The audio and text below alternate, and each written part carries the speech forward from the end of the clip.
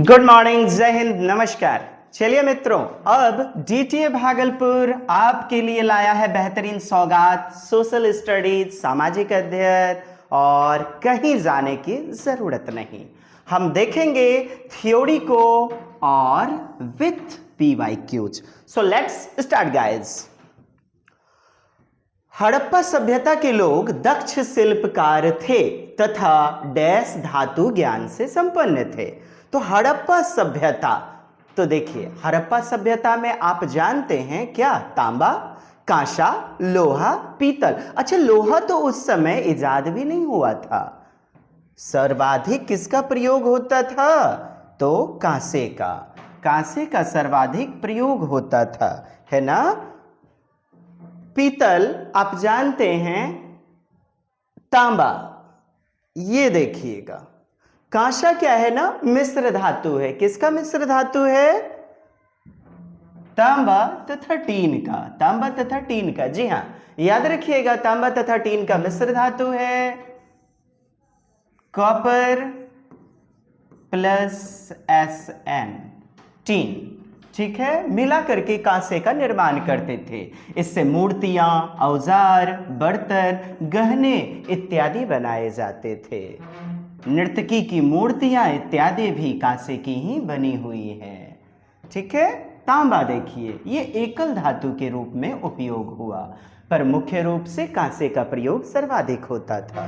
लोहा हड़प्पा काल में अभी खोजा नहीं गया था। जी हाँ, याद रखिएगा, हड़प्पन सभ्यता दयाराम सहनी, है ना, नहीं खोजा गया था। यह वैदिक युग में सामने आया।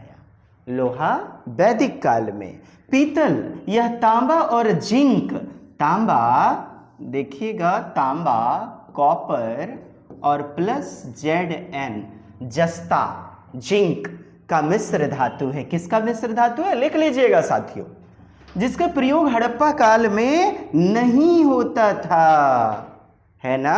और ये प्रश्न आपका जो है लिया गया कहां से? भाग 1 जो हमारी इतिहास की पाठ्य पुस्तक है, 6ठी क्लास की, और पाठ है 3, एक नगर की कहानी। ठीक है, तो हमारे पहले प्रश्न का उत्तर क्या हो गया? कांसा, है ना। दक्ष शिल्पकार थे, master craftsman and purchased knowledge of metallurgy. और ये पूछा गया प्रश्न आपका 15 दिसंबर 2024 का है। कब का है? 15 दिसंबर 2024। चलिए नेक्स्ट प्रश्न देखिएगा। जो कॉलम आपका 1 है, कॉलम 2 से मिलान करना है। हिरण्यगर्भ, ठीक, तो हिरण्यगर्भ क्या है ना, एक अनुष्ठान हुआ करता है। अनुष्ठान को कहते हैं प्रशस्ति। प्रशस्ति क्या है भाई? प्रशस्ति पिस्तक, पिस्तक दिया गया है, और नस्तलिक। चलिए देखिएगा, तो आपका उत्तर क्या हो जाएगा? जी हां, 1 नंबर। देख पा रहे हैं, सूची 1 सूची 2 को मिलान करना है। और ये प्रश्न है आपका 15 दिसंबर 2024। 15 दिसंबर 2024 नोट करते जाएंगे। आइए और कुछ जानकारी को प्राप्त करते हैं हम। हिरण्यगर्भ अनुष्ठान, अनुष्ठान, ठीक है, वैदिक अनुष्ठान था। ये क्या था? वैदिक अनुष्ठान, जिसमें ब्राह्मणों द्वारा राजा को पुनर्जन्म का प्रतीक माना जाता था। हिरण्यगर्भ एक अनुष्ठान था साहब, वैदिक अनुष्ठान, जिसमें राजा को ना पुनर्जन्म का प्रतीक माना जाता था। कौन राजा? जो बिना किसी युद्ध के राजा की गद्दी जिन्हें मिल जाती थी। यह संस्कार तब होता था जब कोई राजा युद्ध के बिना सत्ता में आता था, जैसे कि नया जन्म लेकर के राजा बन गया हो, माना बिना किसी युद्ध के, बिना किसी की गद्दी हड़पे हुए। प्रशस्ति शिलालेख को, ठीक है, प्रशस्तियां वे शिलालेख होती थीं जिनमें शासकों की उपलब्धि के बारे में लिखा जाता था, शासकों के अचीवमेंट के बारे में। प्रशस्ति शिलालेख, ठीक है, इसमें ब्राह्मण या कवि। अच्छा, इसे तैयार कौन करते हैं? प्रशस्ति को तैयार कौन करते हैं? आपका उत्तर होगा ब्राह्मण या कवि के द्वारा। जैसे सम्राट समुद्रगुप्त का प्रयाग प्रशस्ति, प्रयाग प्रशस्ति। चलिए देखेंगे पिस्तक, पिस्तक प्रवेश द्वार है जी। पिस्तक प्रवेश द्वार। पिस्तक शब्द इस्लामी वास्तुकला में प्रयुक्त होता है। यह एक भव्य और ऊंचा मेहराबदार, नहीं मेहराब जैसा चबूतरा, मेहराब टाइप का इमारतों में बना रहता है, तो भव्य और ऊंचा मेहराबदार प्रवेश द्वार, फाटक क्या कहलाता है? पिस्तक। जी हाँ, याद रखिए, बिल्कुल याद रख लीजिएगा साहब, आपके करंट ताजा तरीन प्रश्न हैं। नस्तलिक क्या है? लेखन शैली है, फारसी और उर्दू की एक कलात्मक लेखन शैली। किसकी? फारसी और उर्दू की एक कलात्मक शैली है जो मुगल काल में बहुत ज़्यादा प्रचलित हुई, लोकप्रिय हुई। इसका उपयोग सुंदर लेखन और कविताओं में होता है। किसकी? फारसी और उर्दू की एक कलात्मक लेखन शैली, नस्तलिक। ठीक। और ये राजाओं की घोषणा और साम्राज्य पाठ 5 भाग 2 यानी क्लास 7। जी, क्लास 7। और ये आपका प्रश्न दिसंबर 2024 में पूछा गया। जी, इसी 15 तारीख को, तो है ना महत्वपूर्ण। अतः हम लोग करेंगे पोस्टमार्टम क्वेश्चन का और पढ़ेंगे बेहतरीन थ्योरी। आप तो बस कॉपी लेकर के बैठ जाइए DTA भागलपुर के साथ। चलिए, कहता है प्रत्येक वर्ष पर्यावरण दिवस मनाया जाता है, तो कब? 5 अगस्त को? नहीं बाबा नहीं, 5 जून। जी हाँ, 5 जून को पर्यावरण दिवस मनाया जाता है। और प्रत्येक वर्ष इसका थीम होता है, स्लोगन होता है UNO के द्वारा 1972 में जिसकी की गई थी शुरुआत, UNO के द्वारा। जी हाँ, 1972 में संयुक्त राष्ट्र संघ के द्वारा इसकी शुरुआत की हुई थी। ठीक है, हाँ, क्लास 5 से चलाया। इतिहास की गूढ़ लिपि का अर्थ निकालने में पुरातात्विद एक महत्वपूर्ण भूमिका निभाते हैं। जो आर्कियोलॉजिस्ट होते हैं इंपॉर्टेंट रोल प्लेज करते हैं, यू नो वेरी वेल। तो कहता है क्या उनका कर्तव्य नहीं है, उनके काम की प्रकृति नहीं है? किसका? पुरातात्विद का, आर्कियोलॉजिस्ट का। तो जानवरों, पक्षियों, मछलियों की हड्डियों ढूंढना। जी हाँ, डायनासोर, लुप्त प्राय पक्षी, जो भी आपकी मछलियाँ, हड्डियाँ इत्यादि जो भी गड़े होते हैं, उनका खनन वगैरह करते हैं कौन? पुरातात्विद उसका अध्ययन करते हैं। भवनों, अच्छा, लिखित सामग्री, लेखों की जांच करना, यही तो नहीं होगा? नहीं, भवनों, चित्रों, मूर्तियों के अवशेष, बिल्कुल जैसे, ठीक है, उसी प्रकार से कहता है औजारों, हड्डियों, हथियारों, बर्तनों, पेन आदि की प्राप्ति के लिए छानबीन और खुदाई। जी हाँ, खनन करना, खुदाई करना, औजार वगैरह, हथियार वगैरह जो भी आज हड़प्पा सभ्यता में, मोहनजोदारो की सभ्यता में खनन करके प्राप्त हुए हैं। चलिए, सी नंबर हमारा क्या हो गया? सही हो गया। डी भी सही, गलत कौन हो गया? B number. और यही तो हमारा उत्तर हो जाएगा। नहीं, लिखित सामग्री वगैरह ये तो इतिहासकार करते हैं, है ना। आइए कुछ स्टडी कर लेते हैं मुख्य बातों को। कहते हैं लिखित सामग्री की जांच जो है ना, ये इतिहासकार, हिस्टोरियंस वगैरह के द्वारा किया जाता है। और पुरातात्विद, आर्कियोलॉजिस्ट का मुख्य कार्य भौतिक अवशेष, नहीं, राम की मूर्तियाँ इत्यादि, जो बाबरी मस्जिद का जो मसला वगैरह था आपने भी देखा होगा, खनन वगैरह से कई सारी चीज़ें प्राप्त हुई। पुरातात्विद, इनको खोजकर उनका विश्लेषण करना, अवशेषों को, भौतिक अवशेषों को अध्ययन करना। तो ए, सी और डी हमारा विकल्प सही है। हड्डियां, औजार, भवन के अवशेष, बर्तन इत्यादि सभी खुदाई और खोज के जरिए प्राप्त होते हैं और इन्हें अध्ययन करके हम अतीत की जीवन शैली के बारे में जान पाते हैं। तभी तो ये पाठ 1 क्या, कब और कैसे और कहाँ से लिया गया है। 6ठी क्लास इतिहास भाग 1। कैसा हमारा प्रयास लग रहा है बताएंगे। चूंकि एक कमी नजर आती है, एक खलिश सी नजर आती है, प्रश्न ही नहीं तो थ्योरी का करेंगे क्या, चूंकि लड़ना तो परीक्षा में प्रश्नों से है। आइए अगला प्रश्न प्यारा सा आपके लिए, ये 7 जुलाई 2024। अच्छा, ये जो प्रश्न आपका था ना, ये 7 जुलाई 2024 का प्रश्न था। और इससे पहले आपने ये जो प्रश्न देखा, देखिए 14 दिसंबर 2024 को पूछा गया। कब? 14 दिसंबर। 2 बार परीक्षा हुई थी ना, 2 दिन हुई थी, एक 14 तारीख को, एक 15 तारीख को, दिसंबर 2024 में। चलिए अगला प्यारा सा प्रश्न है मित्रों आपके लिए, अतीत में व्यक्तियों व वस्तुओं के संदर्भ में। देखिए मिलान करना है, मैचिंग मैचिंग करना है, मैचिंग मैचिंग, ठीक। बेरी गाजा, श्रेणी। अच्छा, श्रेणी तो हम यूनियन को कहते हैं। किसको कहते हैं? यूनियन को, एक संगठन को कहते हैं। गृहपति, गृहपति समझ रहे हैं, घर का या जमीन का पति यानी मालिक, घर या जमीन का मालिक, जमीन का मालिक। एकदम नोट करते जाइएगा डियर रसगुल्लाज, एकदम नोट कीजिएगा प्रिय मित्रों, ठीक है। एरेटाइन पात्र। अच्छा, एरेटाइन पात्र क्या?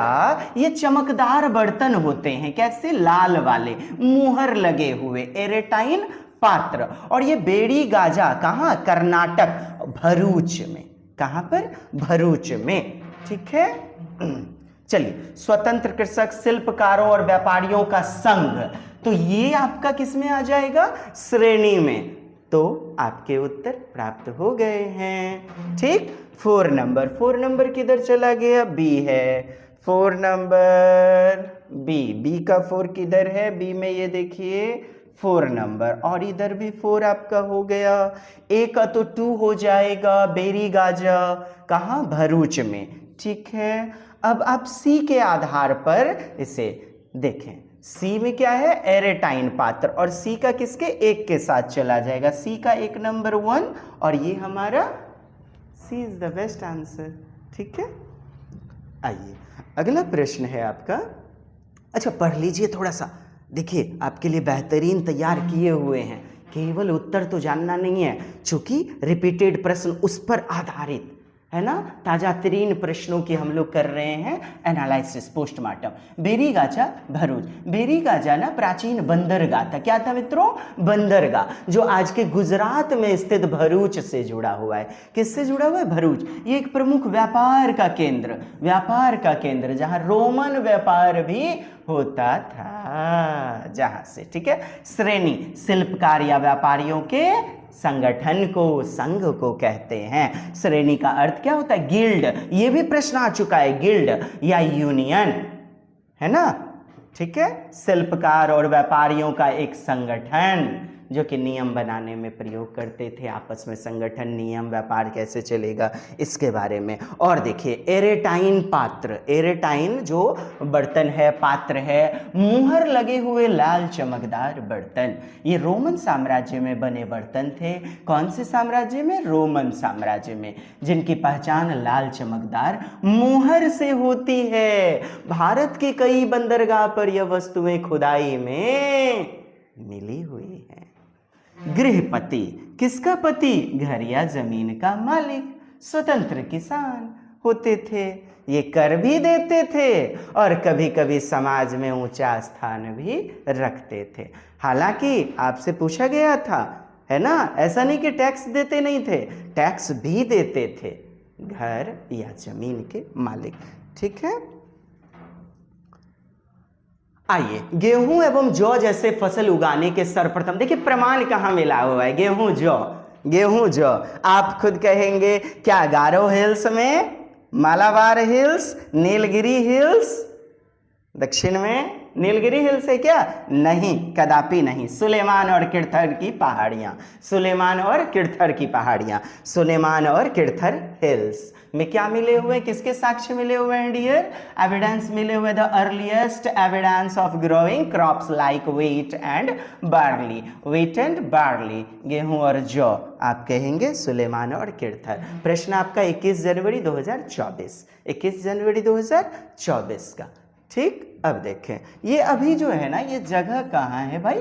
पाकिस्तान में। कहाँ स्थित है? पाकिस्तान में। यह लगभग 8000 वर्ष पूर्व मनुष्य यहाँ रहने लगे। 8000 वर्ष पहले से ही यहीं से खेती का प्रारंभिक प्रमाण मिला। किरथर की पहाड़ियाँ, सुलेमान और किरथर के हिल्स, विशेष रूप से गेहूं और जौ जैसी अनाज वाली फसलें उगाई गईं। यहाँ के निवासी पशुपालन और कृषि दोनों करते थे।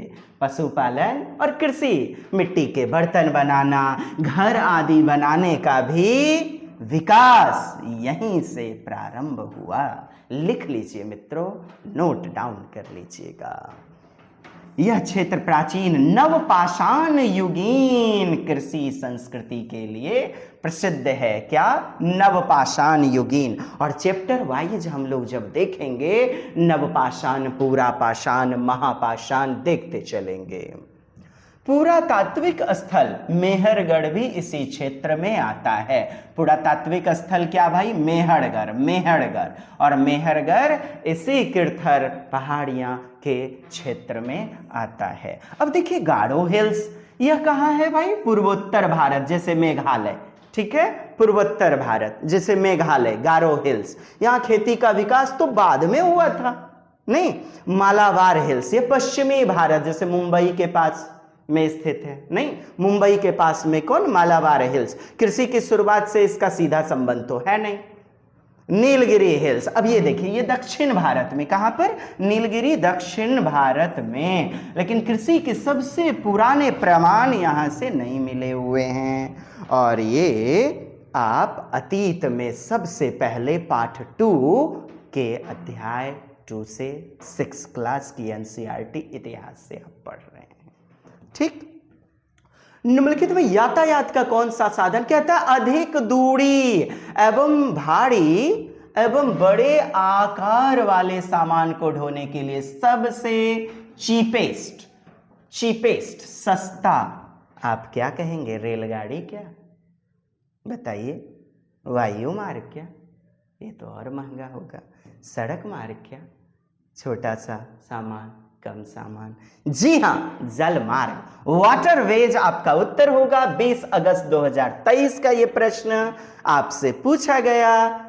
जल मार्ग भारी और बड़े आकार वाले सामान को लंबी दूरी पर कम लागत में ले जाने का सबसे सस्ता तरीका है। नाव, जहाज आदि का ईंधन खर्च कम होता है और एक साथ बहुत अधिक माल ढोया जा सकता है। आपने बड़े बड़े जहाज देखे होंगे। अंतर्राष्ट्रीय व्यापार का एक बड़ा हिस्सा समुद्री मार्ग से ही होता है। जी हाँ, बहुत बड़ा भाग जो है ना समुद्री मार्ग, वाटरवेज से ही तो जो है एक देश से दूसरे देश है ना आयात निर्यात होता है। उदाहरण, भारत से खाड़ी देश को भेजे जाने वाले तेल, अनाज, कोयला इत्यादि, है ना।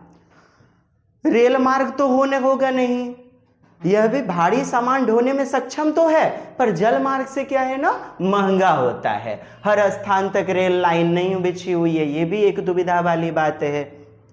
चलिए ठीक है, इन्हें आप देख लेंगे। अगला प्रश्न प्यारा सा आपके लिए 20 अगस्त 2023 से ही क्या है प्रश्न? राजमिस्त्री सही सुमेलित है, ठीक, कौन सा युग्म? राजमिस्त्री दिहाड़ी मजदूरी, यानी कि प्रतिदिन मजदूरी करता है, ठीक है, अच्छी बात है, एक सही है। घरेलू कामगार अनियमित मजदूरी, देखिए घरेलू कामगार जो होते हैं मजदूर वगैरह, ऐसा नहीं है कि 500 रुपया फिक्स है, 300 में भी कर सकता है, तो अनियमित है ना, और रोज मिले काम यह जरूरी तो नहीं है, तो ये भी तो सही है ना। अनियमित मजदूर, सब्जी विक्रेता, स्वरोजगार, जी हाँ, खुद का जो है ना वेजिटेबल वेंडर का रोजगार है। दुकान में सुपरवाइजर, कहाँ? दुकान में, तो ये व्यवसायी थोड़े, बिजनेसमैन थोड़े, ये तो मजदूर ही हुआ, एम्प्लॉय हुआ वहां का, नहीं, ये गलत हो जाएगा। तो ए बी सी हमारा उत्तर हो गया, ये बी। देखें सही सुमेलित है ना, मैचिंग है ना। और आपका प्रश्न जो है 20 अगस्त 2023 का पूछा गया। राजमिस्त्री दिहाड़ी मजदूर दिख रहे हैं, आमतौर पर ठेके पर काम करता है, रोज के हिसाब से मजदूरी मिलती है। दिहाड़ी मजदूर का मतलब समझ रहे हैं ना आप? दिहाड़ी मजदूर एकदम अस्थायी होता है इसका भी, और मजदूरी पैसे पर घरेलू कामगार अनियमित मजदूर। घरेलू सहायिका अक्सर निश्चित समय और अस्थायी रोजगार भी नहीं होता है, ठीक है, पगार नियमित नहीं होती, इसलिए इन्हें अनियमित मजदूर कहा जाता है। बाकी आप देख पा रहे हैं। चलिए अगले प्रश्न देखेंगे मित्रों। निम्नलिखित में कौन सा पूरा पाषाण स्थल में चूना पत्थर से बने औजार मिले थे?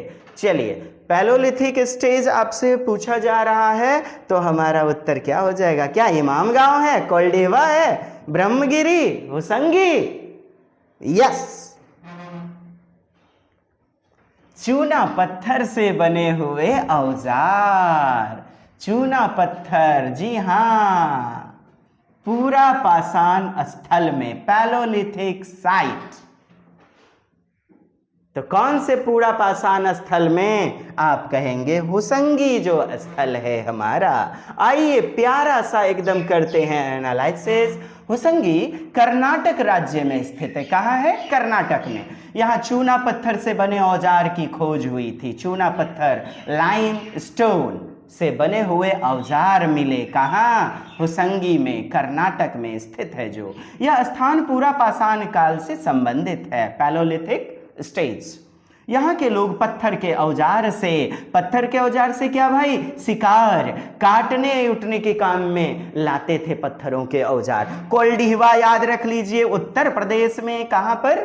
कोल्डिहवा उत्तर प्रदेश में। नियोलिथिक स्टेज, नवपाषाण काल। कहाँ? नवपाषाण काल। कौन सा काल? नवपाषाण काल। यहाँ चूना पत्थर नहीं बल्कि खेती के शुरुआत के प्रमाण मिले हैं। क्या मिले हैं? खेती के शुरुआत के प्रमाण। नवपाषाण काल में खेती के शुरुआत के प्रमाण मिले हैं। कोल्डिहवा खेती के शुरुआत के प्रमाण आ जाएगा। इनाम गांव महाराष्ट्र में। कहाँ है मित्रों? महाराष्ट्र में स्थित यह स्थल उत्तर महापाषाण कालीन, लेट कैल्कोलिथिक संस्कृति कहा हुआ है महाराष्ट्र में। कहां पर? इनाम गांव। कहां पर? महाराष्ट्र में। उत्तर महापाषाण काल, उत्तर महापाषाण काल। यहां प्रमुख रूप से मिट्टी और तांबे के औजार मिले। किसके मिले हुए? मिट्टी और तांबे के औजार। नोट करिए ना बाबा, वही प्रश्न सेम थोड़े देगा। हाँ, प्रश्न में जो है ना, अब देखिए कितना प्यारा सा एकदम, इनाम गांव। इतनी मेहनत क्यों किया अपन? बस आपके लिए, ताकि आगे आएंगे वही प्रश्न घुमा घुमा के। आप देखिएगा, कल की हमारी सीरीज देखिएगा, यही प्रश्न आपके रिपीट हो करके, लेकिन अलग तरीके से। इसीलिए तो एक एक विकल्प का करना है एनालिसिस, पोस्टमार्टम, तभी तो आपकी सफलता होगी सार्थक, सफलतम। चलिए, ब्रह्मगिरी की पहाड़ियां, यह भी कर्नाटक में है, लेकिन यहां से मेगालिथिक महापाषाण काल के अवशेष ज्यादा मिले हुए हैं। चूना पत्थर के औजार के प्रमाण यहां पर नहीं मिले। अच्छा, ब्रह्मगिरी कहाँ? कर्नाटक में, कर्नाटक में, ठीक है। मेगालिथिक युग के अवशेष यहां पर ज्यादा मिले हैं वे। ब्रह्मगिरी। अगला प्रश्न देखेंगे, और ये भी हमारा दूसरे अध्याय से है। पार्ट 2, हम शिकार क्यों करते हैं, भाग 1, क्लास 6 की इतिहास पुस्तक, ठीक है, हमारा अतीत। प्रश्न आपका है 29 जनवरी 2023 का। कहता है, मृतकों को उनके सामान के साथ दफनाया जाता था। Which of the following best explains the reason for burying? दफनाया जाना, the dead with their possessions. कहता है अपने सामान के साथ, हुक्का, तकिया, मसलब, हाँ, उनके कपड़े वगैरह, जूता, बूट वगैरह सब साथ में दफना दिया जाता था। कहता है सबसे अच्छा क्या कारण है? हाँ, मृत्यु के बाद भी जीवन में लोगों का विश्वास था। जी हाँ, मृत्यु के बाद भी जो है ना, लोग विश्वास करते थे कि जीवन है और वो उन्हें पहनेंगे, उसे उपयोग करेंगे। मृतक के सामान की आवश्यकता नहीं थी कि चलो ठीक है, अब इसके सामान की जरूरत क्या है, डाल दो। क्या ऐसा रीजन था? जी नहीं। मृतक के सामान का उपयोग करना अशुभ माना जाता था। ना ना ना, मृतक की स्थिति और धन को दिखाने के लिए ऐसा किया जाता कि देख, वाह कितना धन्ना सेठ था, देखो इतना इतना सामान जो है ना बरिंग कर रहे हैं, दफना रहे हैं। जी नहीं, 1 इज द बेस्ट आंसर। और देखिए कहीं दूर नहीं है हम, 2023 29 जनवरी। मृत्यु के बाद जीवन में विश्वास था। प्राचीन समाजों में यह आम विश्वास था, मरने के बाद आत्मा को एक और जीवन मिलता है। बर्तन, खाने पीने की चीजें, औजार, गहना आदि उनके साथ दफनाए जाते थे ताकि वे अगले जीवन में उनका उपयोग कर सकें। मिस्र की सभ्यता में तो मृतकों के साथ ममी, स्वर्ण सामग्री तक को रख दिया जाता था, दफना दिया जाता था। नेक्स्ट क्वेश्चन है आपका, निम्नलिखित में कौन हमारे अतीत को जानने का एक स्रोत है? कौन स्रोत है भाई? अभिलेख के द्वारा हम अपने अतीत को जान सकते हैं। जी हां, आवर पास्ट। सिक्के के द्वारा, ताम्र पत्र, कॉपर प्लेट्स के द्वारा। अच्छा, भविष्यवाणियां, प्रोफेसीज, नहीं नहीं नहीं, ये नहीं होगा। ठीक है, ये नहीं होगा। अभिलेख आप जानते हैं, भविष्यवाणियां देखिए, अभिलेख, इंस्क्रिप्शंस, ये पत्थर, धातु या गुफाओं की दीवारों पर खुदा हुआ लेख जो होता है उसी को अभिलेख कहते हैं। इनसे शासकों के आदेश, युद्ध, दान और ऐतिहासिक जो पुरानी घटनाएं थीं उनके बारे में जानकारी मिलती है। ये प्रामाणिक और प्रत्यक्ष स्रोत माने जाते हैं। क्या? ऑथेंटिक और डायरेक्ट विजुअल। हाँ, ये क्या है ना, प्रत्यक्ष स्रोत है। सिक्के, सिक्कों से पता चलता है कि उस समय कौन शासन कर रहा था, मुद्रा कैसी थी और कैसे व्यापार था। सोने का सिक्का, ताम्र का सिक्का, चमड़े का सिक्का, आप जानते हैं, समुद्रगुप्त वीणा बजाती हुई सिक्के, इन पर अंकित चित्र, लेख, तिथि जानकारी का आधार बनते हैं।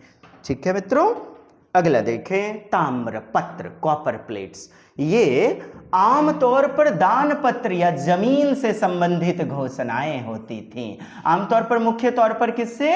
दान पत्र या जमीन से संबंधित घोषणाएं, ताम्र पत्र। इन पर राजाओं द्वारा की गई घोषणाएं ताम्र पत्रों पर खुदी होती थी और इन्हें संरक्षित रखा जाता था। ये ऐतिहासिक दस्तावेज के रूप में काम करते हैं। भविष्यवाणी ये तो होगा नहीं, ये तो धार्मिक पौराणिक आस्था पर विश्वास, बस ऑथेंटिक थोड़े होगा। ये हमारे इतिहास के स्रोत, प्रथम अध्याय। ठीक है, क्लास 6। मिस्र के रोसेटा नामक के कस्बे में, अच्छा देखिए, रोसेटा, मिस्र का रोसेटा पत्थर, स्टोन, क्या? रोसेटा नामक जगह पर मिला हुआ। ठीक है, और उस पे उत्कीर्णित पत्थर, कहता है कौन सी भाषा उस पर उत्कीर्णित है। देखिए, रोसेटा जो है ना, आई थिंक 1799, 3 भाषाएं है ना, रोमन, यूनानी, आरामाइक, लैटिन। यूनानी भाषा, कौन सी भाषा? रोमन। और ये आपका प्रश्न 30 जनवरी 2023। और देखिए, प्यारा सा एकदम बेहतरीन व्याख्या। रोसेटा स्टोन एक ऐतिहासिक पत्थर है। क्या है भाई? एक ऐतिहासिक पत्थर है जिसकी खोज कब हुई थी? 1799। यस, 1799 में उस पर 3 भाषाओं में एक ही शासकीय घोषणा लिखी हुई थी। एक ही शासकीय घोषणा, कितनी भाषा? 3 भाषा। मिस्री चित्रलिपि, डेमोटिक यूनानी प्रशासन की भाषा, यूनानी प्रशासन की भाषा, डेमोटिक सामान्य जनता की भाषा। ये देखिए यूनानी, और यही तो आपसे पूछा गया था, ग्रीक, और हमारा उत्तर हो जाएगा ना।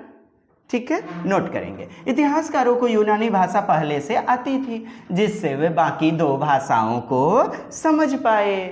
तो यूनानी भाषा पहले से आती थी, बाकी 2 भाषाओं को वो समझ पाए। यह खोज मिस्र की सभ्यता और लिपि को समझने की एक चाबी बनी, एक कुंजी बनी। यही वजह है कि रोसेटा स्टोन को प्राचीन मिस्र की भाषा का पासवर्ड कहा गया। और आप पढ़ रहे हैं क्लास 6 पाठ 1, क्या, कहां, कैसे और कब। अक्सर मैं देखा करता था, लोग पढ़े जा रहे हैं, ये तो दिशाहीन सी बातें हैं। क्वेश्चन एनालिसिस होना चाहिए और उसके तहत होना चाहिए थ्योरी का आगाज, और इसका किया है हमने शुभारंभ। आप DTA भागलपुर से जुड़ सकते हैं। हमारे चैनल को सब्सक्राइब करें, मित्रों तक शेयर करें, ज़्यादा से ज़्यादा शेयर करें ताकि हमारी कंटिन्यू वीडियो आप तक, आपके द्वार तक ज्ञान हमारा पहुंचते रहे। ठीक है मित्रों, चलिए सपोर्ट करेंगे, सभी का सहयोग करेंगे। ईसा मसीह के जन्म के पूर्व की सभी तिथि। अच्छा, जन्म के पूर्व को क्या आप जो है रिग्रेसिव, पश्चगामी कहते हैं। जन्म के पूर्व है ना, बीसीई, या आप अभी तो बीसीई लिखाया जा रहा है, बिफोर क्रिस्ट, बीसी एक ही बात है, ठीक है। और आप जानते हैं एडी या फिर हम सीई कहें, ठीक है, कॉमन एरा, तो ये एक ही बात है, ठीक है। और ये क्या है ना साहब, ये जो बीसीई है, बीसी, ये पश्चगामी, एकदम नोट कीजिएगा, पश्चगामी। और ये क्या हो जाएगा, अग्रगामी हो जाएगा, अग्रगामी। इस प्रकार हमारा उत्तर क्या हो जाएगा, ठीक। ऑल डेट्स बिफोर कहा जा रहा है, before the birth of Jesus Christ, before the birth of Jesus Christ, Jesus Christ के जन्म के पहले। और जन्म के बाद से जो भी वो एडी सीई, जन्म के बाद से, एना डोमिनी नहीं, कॉमन एरा। और ये देख रहे हैं आप, ठीक है। धार्मिक पक्षपात को दूर करता है ये बीसीई, ये सीई, ठीक। लेकिन ईसा मसीह एक विशेष धर्म को जो है संबोधित करता है बीसी से, एडी से, है ना। चलिए, अब आप समझ पा रहे हैं ना। ओके प्रिय मित्रों, तो हमारा उत्तर क्या हो जाएगा, पश्चगामी। 20 जनवरी 2023 का ये प्रश्न आपका। और एक प्रश्न अक्सर मिल ही जाते हैं, आइए प्यारा सा एनालिसिस करेंगे और कॉपी लेकर के बैठ जाइए जी। ईसा पूर्व की तिथियां, BC, before Christ, full form भी याद रखें, पूछा गया है, या BCE, before common era, before common era, ठीक, के रूप में लिखी जाती। उदाहरण के लिए 500 बीसी, 400 बीसी, 100 ईसा पूर्व, 1 बीसी। नहीं, ये तिथियां घटते क्रम में चलती हैं। किसमें, घटते क्रम में। तो क्या कह देंगे इसे हम, पश्चगामी। ये भी पूछा गया प्रश्न है, घटते क्रम में, डिसेंडिंग ऑर्डर में चलती है, ठीक। इसके विपरीत ईसा मसीह के जन्म के बाद की तिथियां एनो डोमिनी कहलाती हैं, या फिर अभी मॉडर्न एज में सीई, कॉमन एरा, ठीक है, सामान्य युग में बढ़ते क्रम में चलती हैं, इसलिए इसे अग्रगामी। तो आपने देखा एडी या सीई जो है ना, ये अग्रगामी होंगी। क्या होंगी, अग्रगामी। तो ये क्या होंगी, बढ़ते क्रम में, किसमें, असेंडिंग ऑर्डर में। अंतर जानना जरूरी है इतना सा, ठीक है, ताकि समय रेखा को सही ढंग से आप पढ़ सकेंगे, जान सकेंगे। और ये इतिहास पाठ 1 से कक्षा 6 की क्लास से, ठीक है। और जानने का प्रयास करें, चलिए और जानते हैं। बीसी मतलब याद कीजिए, बिफोर क्रिस्ट, मतलब ईसा मसीह के जन्म से पहले का समय, या धार्मिक शब्द है ना। ये जो आपका बीसी है या एडी है, ये धार्मिक शब्द है, ईसा मसीह से जोड़ करके। तो उसके बदले क्या आ गया, बीसीई, और उधर एडी के जगह क्या आया, सीई। बीसी में संख्या घटती है, क्या होती है, घटती है, ठीक है मित्रों।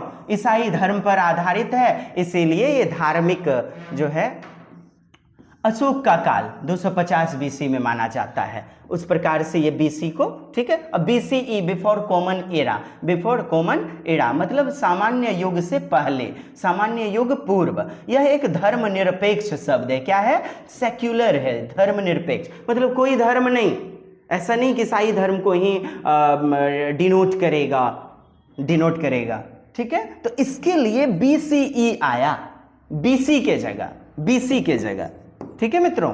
और आप देखिए बीसी और बीसीई का समय समान होता है, अंतर सिर्फ किसका है, शब्द का है। किसका है, शब्द का अंतर है, ठीक। और बीसी ही आपसे पूछ ले तो ये सेक्युलर होता है, धर्मनिरपेक्ष मतलब कोई धर्म नहीं, धर्म के प्रति निरपेक्ष।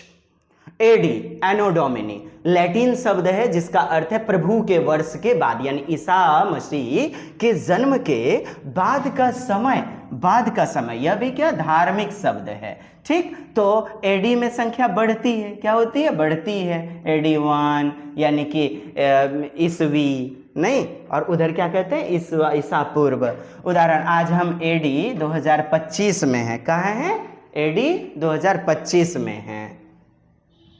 तो एडी के जगह क्या आ गया मित्रों, सीई, कॉमन एरा यानी सामान्य युग। यह एडी का क्या कैसा रूप है, धर्मनिरपेक्ष, सेकुलर रूप है, नोट, सीई और एडी में कोई अंतर नहीं है, बस एडी धार्मिक है, ठीक, एडी धार्मिक है तो सीई तटस्थ है। क्या है? तटस्थ है, धर्मनिरपेक्ष है। तटस्थ का मतलब समझ रहे हैं? एकदम जो है ना किसी भी धर्म से नहीं, तटस्थ है, न्यूट्रल है। चलिए, सीई आपने देखा, सीई और एडी क्या कोई अंतर नहीं, वैसे ही समझ लिया आपने। अब देखिए, आपसे पूछा जाए बीसी और बीसीई में कोई अंतर है क्या? आप कहेंगे नहीं, बस धार्मिक अंतर है कि ये धर्म की प्रति, ईसाई धर्म ईसा मसीह के जन्म की ओर संबोधन करता है, बीसी। ठीक, देखते हैं शॉर्ट फॉर्म क्या? बीसी, बीसीई, एडी और सीई। और पूरा नाम इसका मतलब देखें, बिफोर क्रिस्ट, याद करते जाइएगा, ईसा मसीह के जन्म से पहले, बिफोर कॉमन एरा, सामान्य युग से पहले। एडी का मतलब क्या? एनो डोमिनी, ईसा मसीह के जन्म के बाद। एकदम याद रखें मित्रों, याद रखें, ठीक है। कॉमन एरा, सामान्य युग, सामान्य युग, इसका मतलब हो गया। अब आपसे पूछा जाएगा क्या धर्म से संबंध है, तो आप कहेंगे बीसी का धर्म से संबंध है, आप कहेंगे एडी का धर्म से संबंध है। हाँ भाई हाँ, धर्म से संबंध है, यानी कि धार्मिक जो है ना, लेकिन धर्म निरपेक्ष की ओर बताता है बीसीई, तो धर्म से संबंध नहीं है, यानी तटस्थ है। सीई क्या है? धर्म निरपेक्ष, सेक्युलर, मतलब तटस्थ है, तो धर्म से संबंध नहीं है। ठीक। काल का प्रकार, तो यहां पर क्या है? काल घटेगा, यानी पिछला समय, जिसे आप पश्चगामी कहते हैं, घटता क्रम, ठीक, और बढ़ता क्रम अग्रगामी, अग्रगामी। कैसा हमारा प्रयास लग रहा है? सूचित कीजिए। यदि आपको प्राचीन भारतीय इतिहास पढ़ाना प्रारंभ करना है तो निम्नलिखित स्रोत में से किसका स्रोत, अब देखिए गलत होगा, कौन सा गलत हो जाएगा? चलिए देखिएगा, 7 जुलाई 2019, 7 जुलाई 2019 का आपका प्रश्न बताइएगा। लघु चित्रकारी, लघु चित्रकारी हो जाएगा, ये क्या है ना, लघु चित्रकारी हो जाएगा, क्योंकि हाथी के दांत वगैरह इत्यादि के ऊपर जो है ये उत्कीर्णित होते हैं। हाँ, संक्षिप्त फॉर्म इत्यादि, शिलालेख, हस्तलिखी लिपियां, गुफा चित्रकारी, ये सभी तो आपके सही हैं। देखें, लघु चित्रकारी क्या है ना, लघु चित्रकला मुख्यतः मध्यकाल में विकसित हुई, जैसे मुगल और राजपूत काल, है ना। यह चित्र क्या, छोटे आकार में कागज, कपड़े, हाथी दांत पर बनाई जाती है। कौन? लघु चित्रकारी।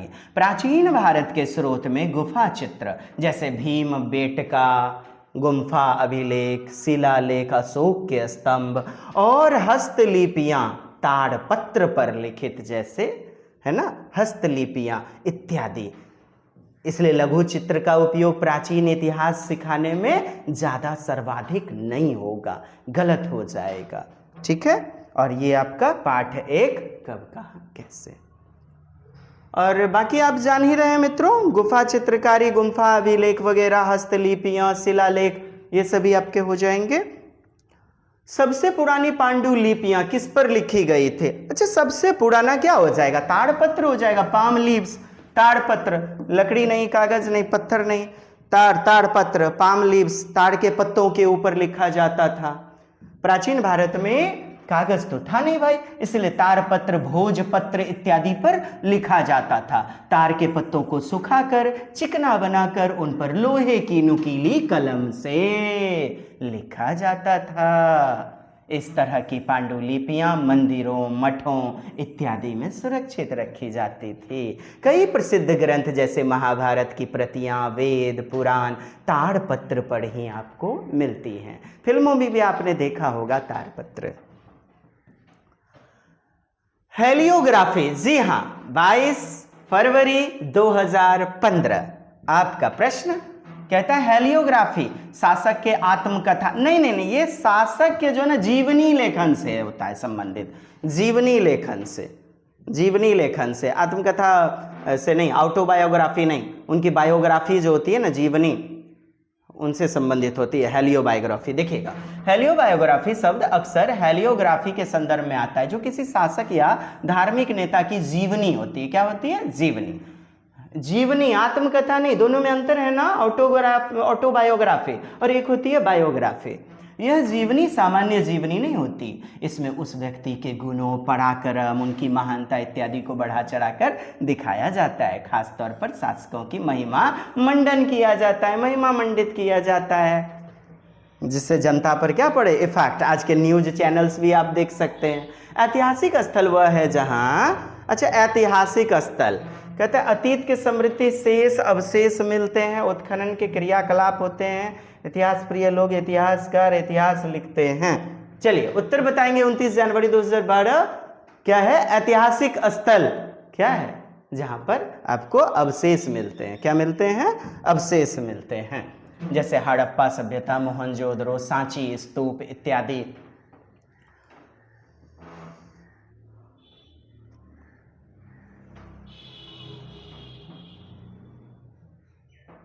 ठीक है। बीसीई का तात्पर्य, जी हां आ गया, 8 दिसंबर 2019। चलिए बताइए, बीसीई बिफोर कॉमन एरा, नहीं, पूर्व सामान्य युग। चलिए, before season era, before Christian era, before common era, और यही हमारा उत्तर हो जाएगा ना। आप बेहतरीन ढंग से समझ ही चुके हुए हैं। ठीक है, बीसीई याद कर लीजिएगा फिर से। ठीक है मित्रों, पश्चिगामी होता है, ये घटता क्रम होता है, पिछला समय लिया जाता है। ठीक, बीसीई, और बीसी के लिए बीसी का प्रयोग पहले होता था, हालांकि अभी भी होता है, लेकिन वो पक्षपाती है, बोले तो धार्मिक की तरफ, लेकिन धर्मनिरपेक्ष कौन है? बीसीई। चलिए, एडी के जगह क्या? सीई, बढ़ता क्रम, अग्रगामी। अगला प्रश्न 2012 में निम्नलिखित में किस प्रकार से भी लिखा जा सकता है? चलिए बताइए, 2012 निम्नलिखित में से किस प्रकार लिखा जा सकता है? 2012 की बात हो रही है ना, तो आप देखेंगे ईसा मसीह के जन्म की बात है ना, बाद की बात, तो एडी 2012 आप लिख सकते हो, या फिर सीई 2012, सीई। ठीक है, तो EC AD AP BC, अरे CE,